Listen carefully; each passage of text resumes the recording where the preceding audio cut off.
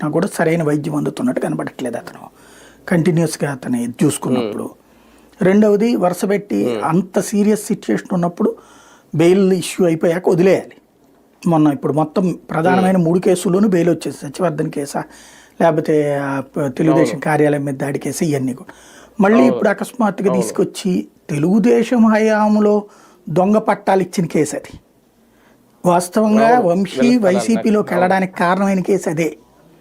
అప్పట్లో వంశీ అధికారంలోకి అదే వైసీపీ అధికారంలోకి రాగానే వంశీ మీద ఆ కేసు పెడతామని చెప్పి అప్పుడు వెంకట్రావే ప్రకటించాడు.